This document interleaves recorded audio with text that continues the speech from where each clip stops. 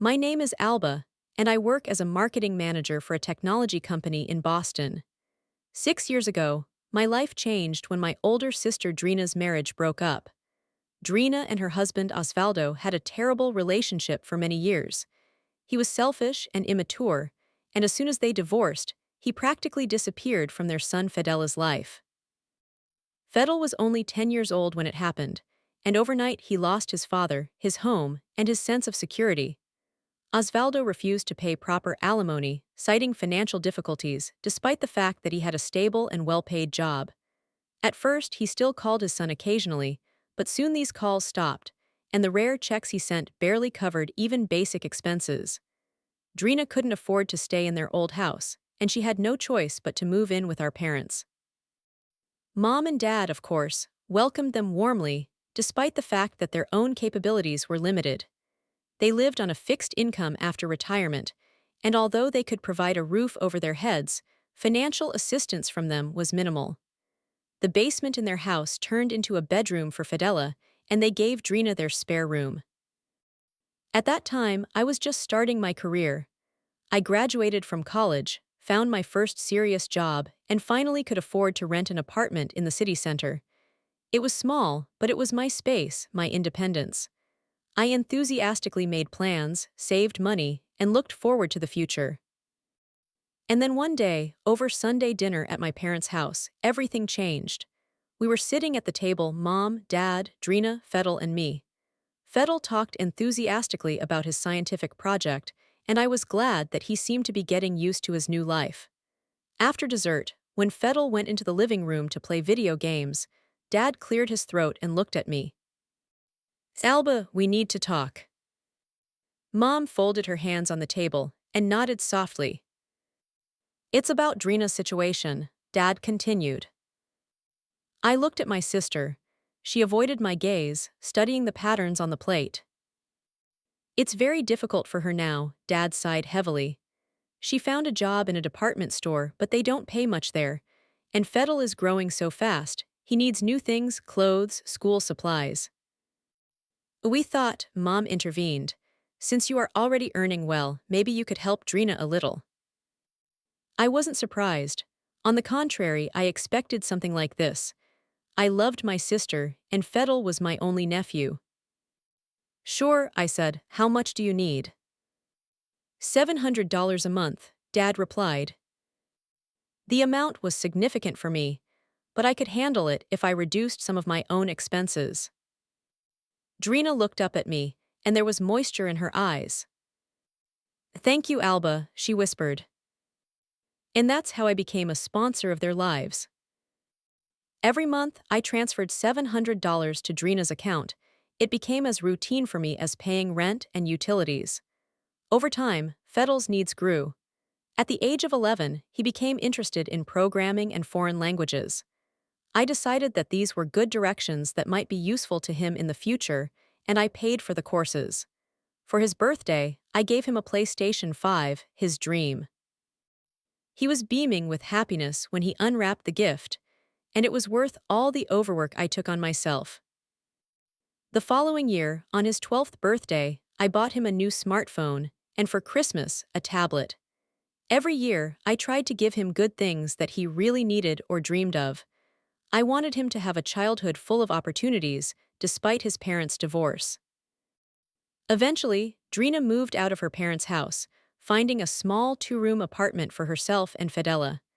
I helped with the deposit and rent for the first 3 months so that they could settle in. It seemed like the right thing to do. The new home was a step towards independence, and I hoped that now Drina would start taking her life seriously. I often visited them, brought groceries, or invited them to dinner.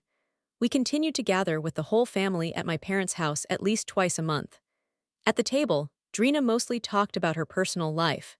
She desperately wanted to find a new man, switching from one dating app to another, making appointments every week. She enthusiastically shared details and described the men, their way of speaking, their style of clothing, and their financial situation. She didn't talk much about her job, which was alarming. I knew from my parents that she was constantly jumping between jobs: salesperson, receptionist, waitress. She didn't stay anywhere long enough to build a career. Our parents covered her basic expenses, and my money went to additional needs, Fedela for programming courses, new gadgets, clothes.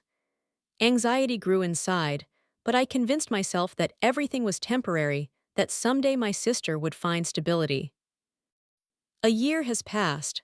I got a significant promotion. My salary has almost doubled. It was an important moment. I could finally start saving for my own apartment instead of spending money on rent. At the next family dinner, my father asked how I was doing. Actually, I have good news, I smiled. I got a promotion. I think it's time to start saving for your own place. As soon as I finished my sentence, Drina raised her head. Promotion, what is it? She asked, narrowing her eyes. How much do you earn now? I hesitated, but I answered honestly. Almost twice as much as before. Drina leaned forward, her voice becoming harsh. Well, if you earn twice as much, then you can help me twice as much. Right. I almost choked on the water. What, Drina, that's not how it works. She waved it away. Why not? Fedel and I have to win too. We are a family. I looked at my parents, expecting them to support me, to tell my sister that her demand was inappropriate. But they just nodded. Your sister is right, Mom said softly. The family helps the family, and it's not like you have your own children to take care of. I felt something inside me shrink. Actually, Drina added, $1,500 would be better. Fedel will need braces soon, and his courses are getting more expensive. 3 pairs of eyes looked at me expectantly. It seemed to me that I had no choice. Okay, I said, $1,500 a month. But as I drove home that evening, the feeling of anxiety wouldn't leave me. There was something wrong with this agreement. It was no longer a help, it became an expectation, a commitment. My transfers have increased to $1,500. To cope, I had to cut back on my own expenses and give up some of the usual joys. The dream of owning an apartment was postponed indefinitely, but I convinced myself that everything was temporary.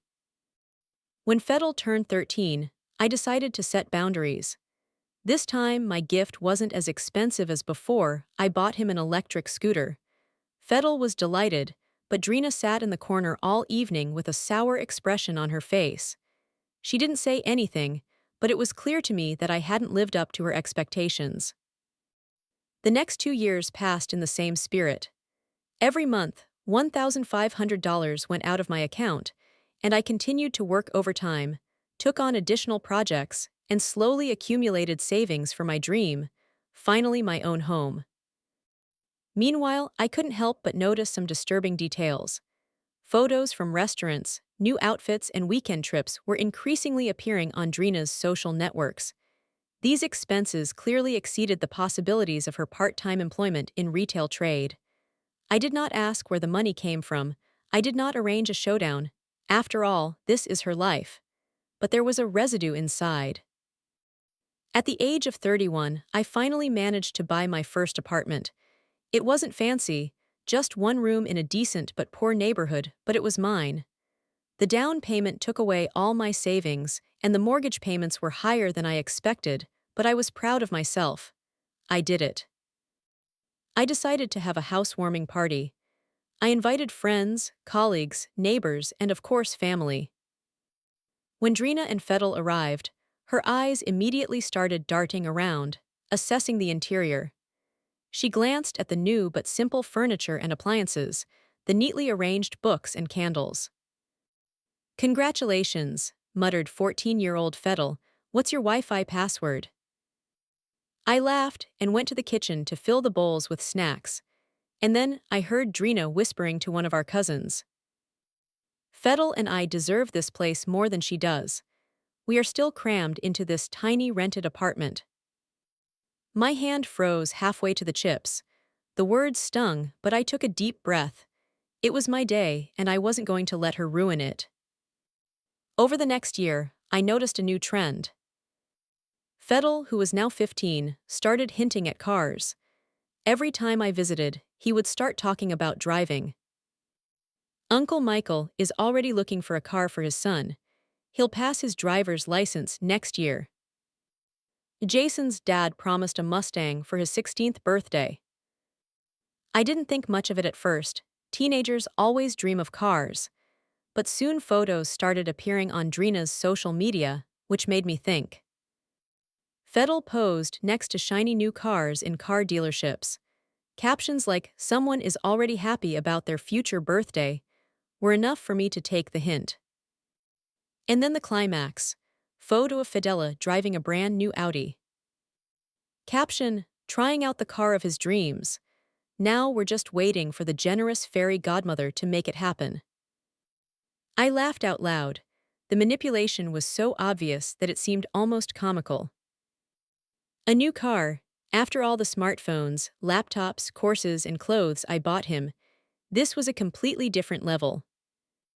2 weeks before Fedela Drina's 16th birthday, she called me. "You're coming to the party, right?" Her voice was unusually cheerful. "Of course, I won't miss it." There was a hint of satisfaction in her tone. "You've prepared something special, haven't you?" I smiled at this artificial nonchalance. "I've thought of everything." Fedel is so excited. She continued. "He keeps saying that his cool aunt is sure to come up with something incredible." I refused to take the bait. That night, I went online and ordered the latest iPhone.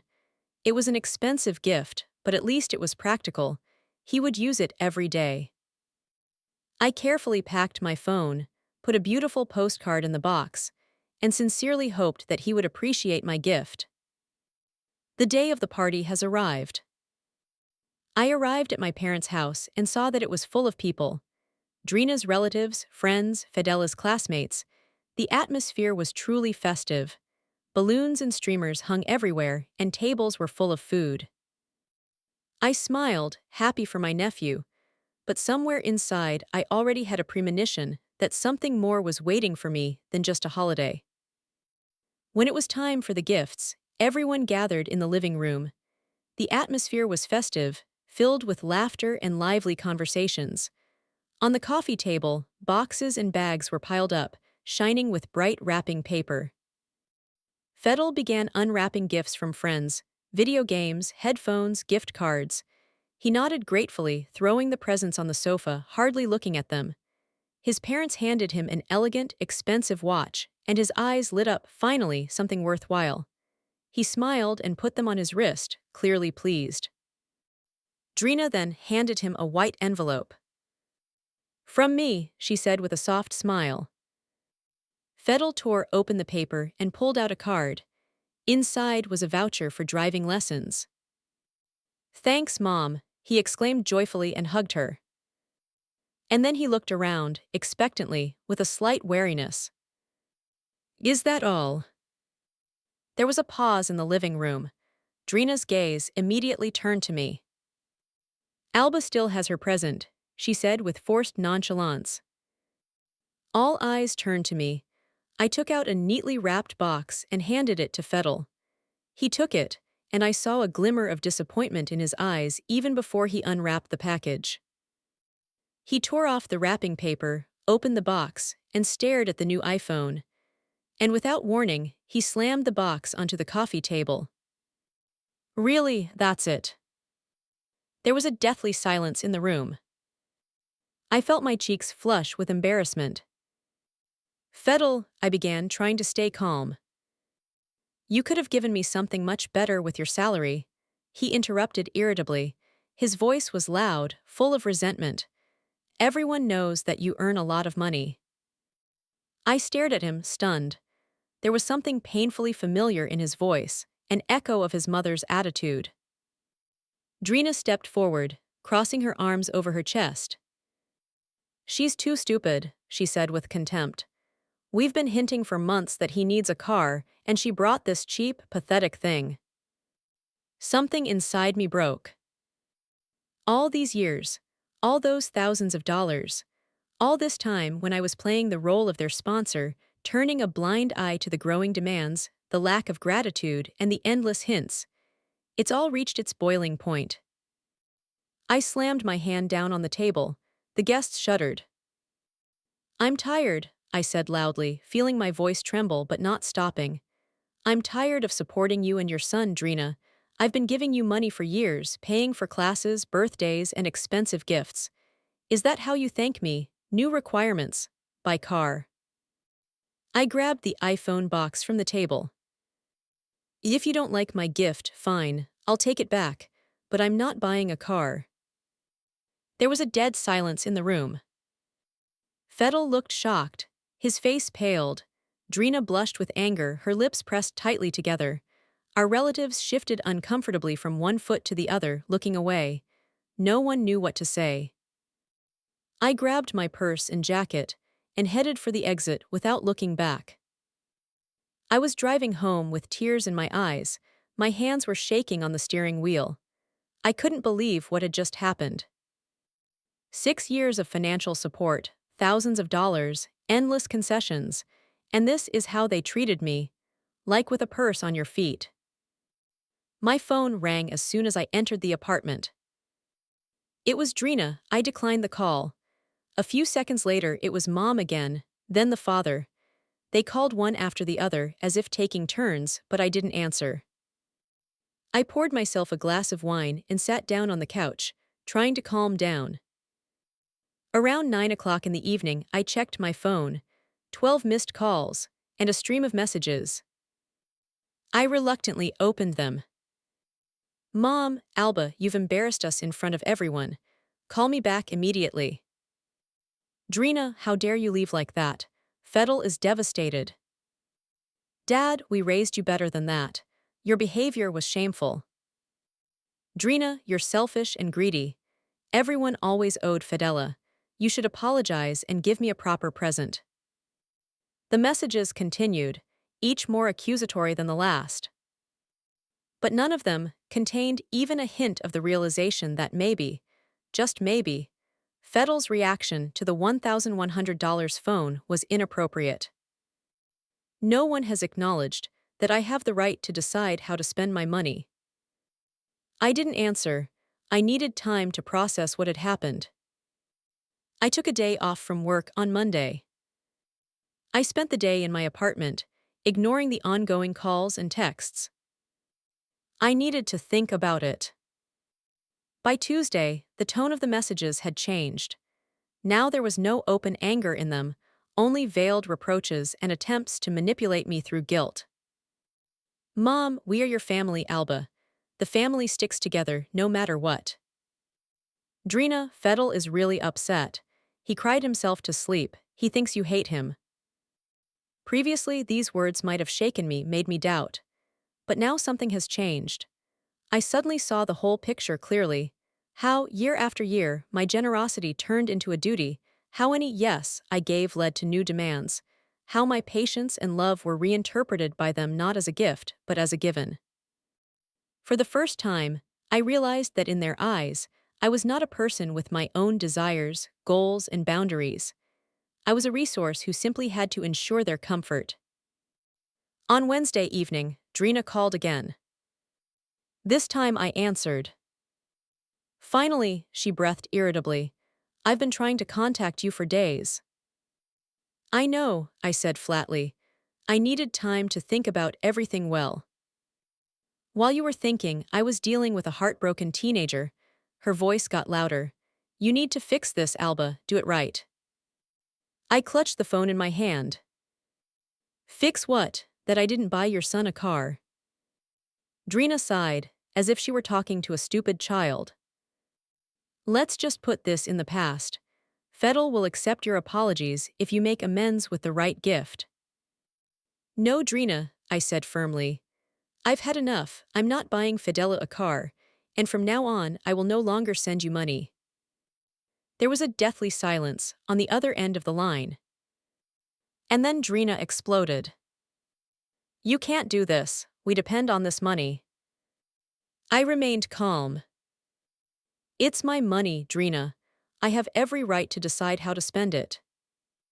You're being selfish. Stop it, she screamed.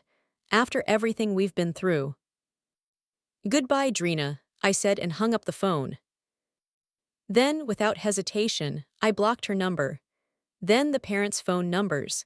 Then I deleted them all from social media. I needed to do this. I needed a space.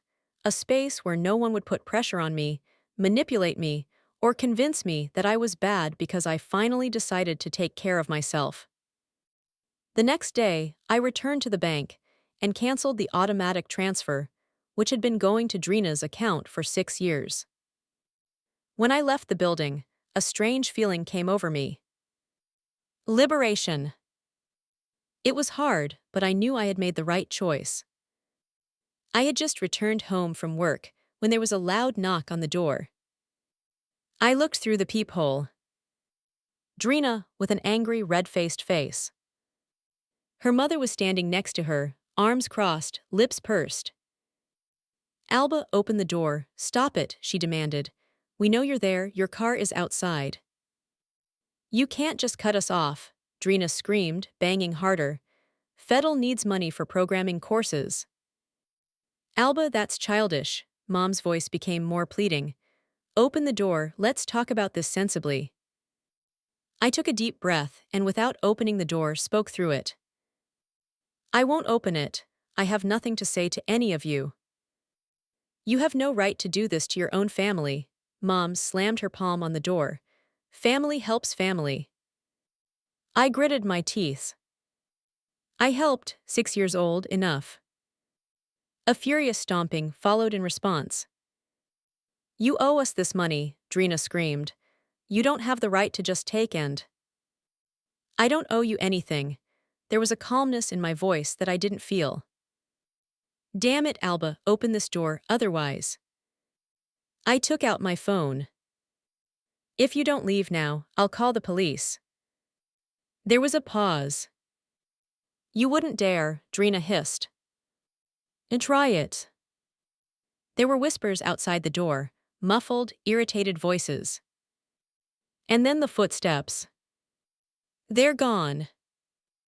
But before the silence finally settled in the hallway, I heard my mother's last warning.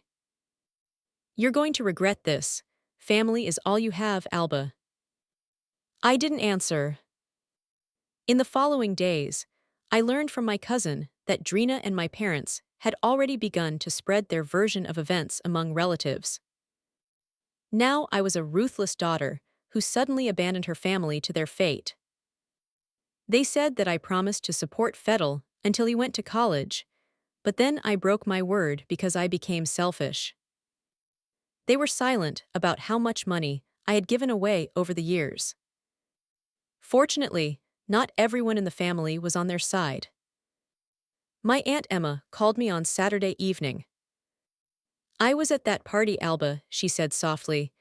What happened was wrong. You've done more than enough for them. Her words were like balm to the wound. But the situation with my parents and sister remained painful. I threw myself into my work.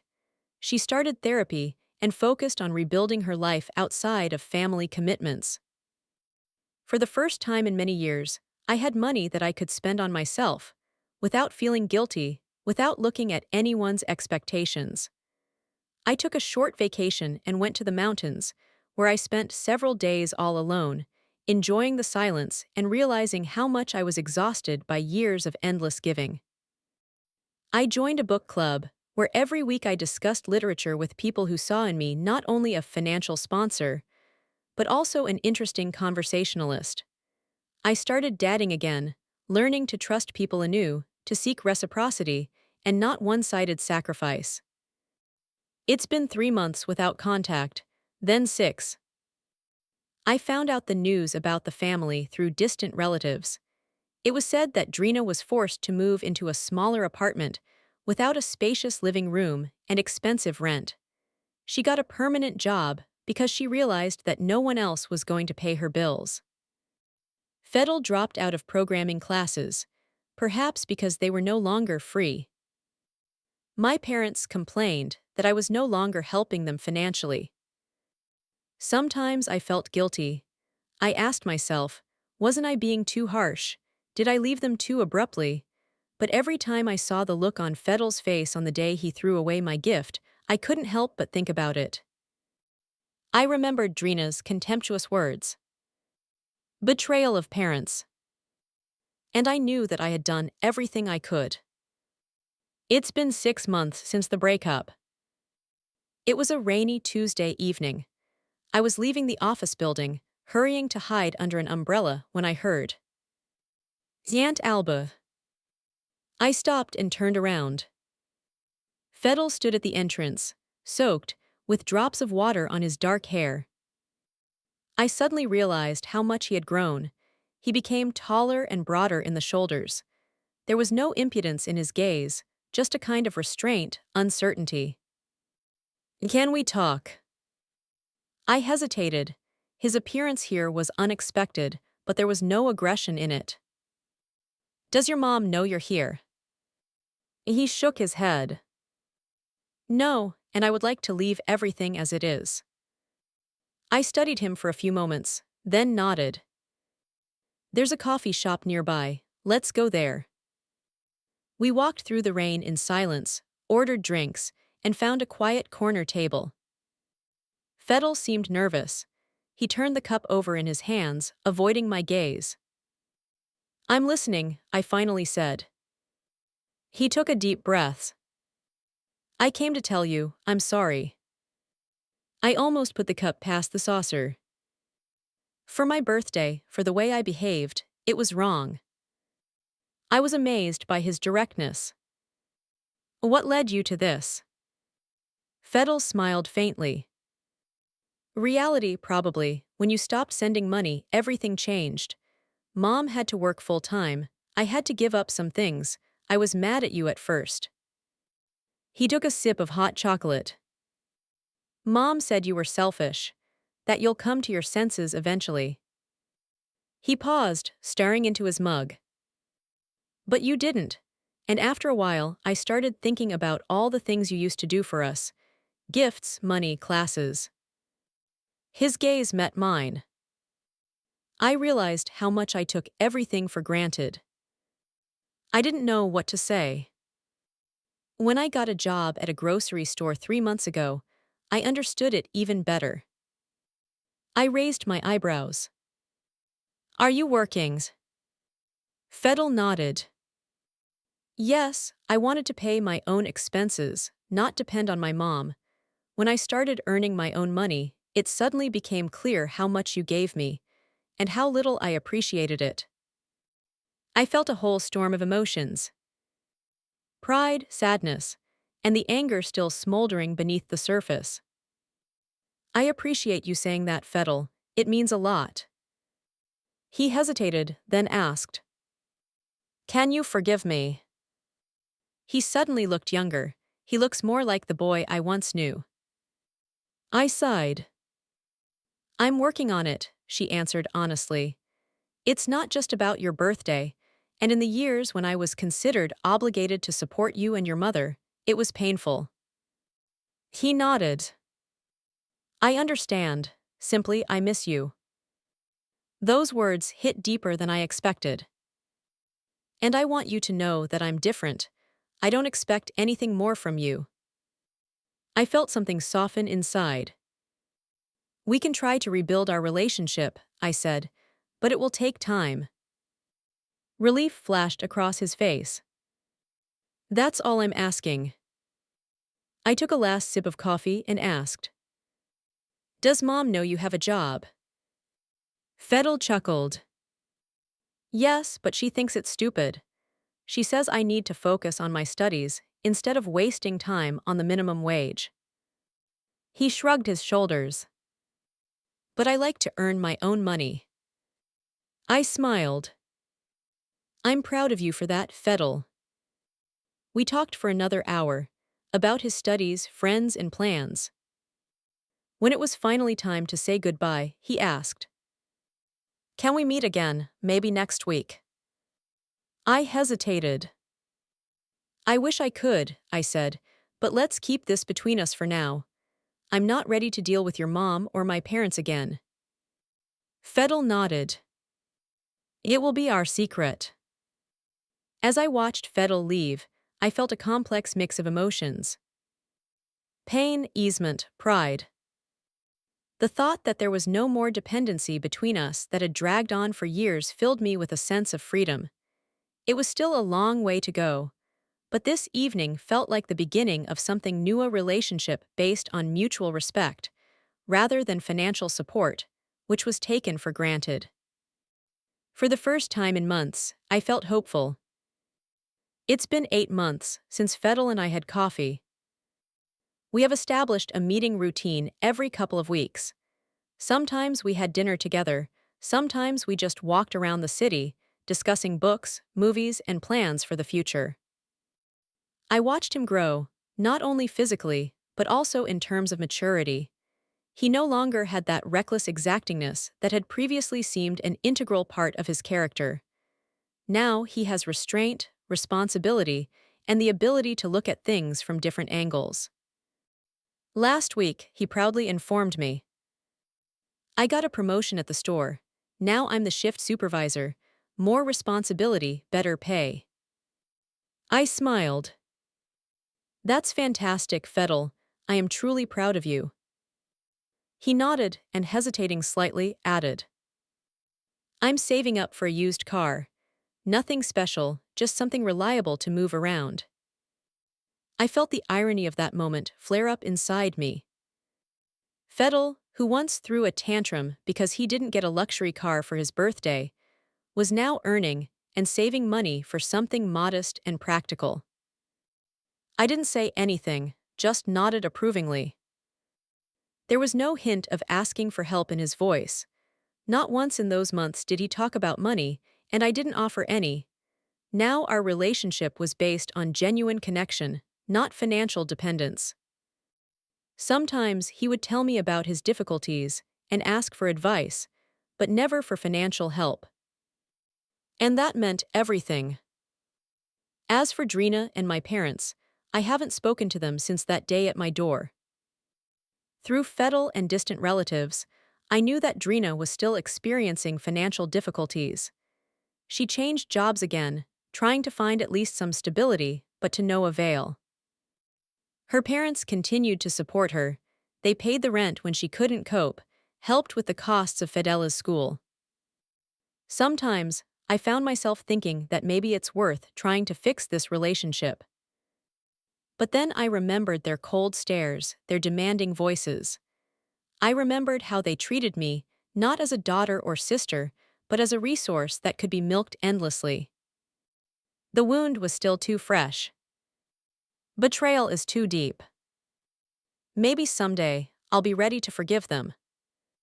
But not yet. I focused on healing myself and maintaining the only family relationship that turned out to be worth preserving. Fedel never told his mother and my parents about our meetings. Mom still gets mad when your name is mentioned, he confessed to me one day. And Grandma and Grandpa always take her side. It's easier if they don't know we're talking. It didn't surprise me. I found peace in this new agreement. My financial situation has improved significantly. Without having to support Drina, I was finally able to furnish my apartment the way I wanted. I created a cozy, warm corner for myself, in which I felt good. I've built up an emergency fund in case something goes wrong. And she even started planning a real vacation, for the first time in many years. But most importantly, I've learned important lessons. About the boundaries. The difference between generosity and exploitation. About the complexity of family dynamics. I realized that sometimes the most loving thing you can do is say no. And then, last week, I ran into my mother at the grocery store. I noticed her a few rows away, as we both moved along the shelves. Our eyes met for a moment. I waited. I thought maybe she'll do. Maybe this is an opportunity for reconciliation. But she just turned the cart around and walked in the opposite direction, I stood there, feeling something painfully constricting inside. It was painful, but I understood. Some bridges take a long time to repair, if they recover at all. I'm not closing the door forever, but I'm in no hurry to open it either. Time will tell what will happen to this relationship. Write a comment on what you think about this story, and don't forget to subscribe to the channel and like it. See you soon.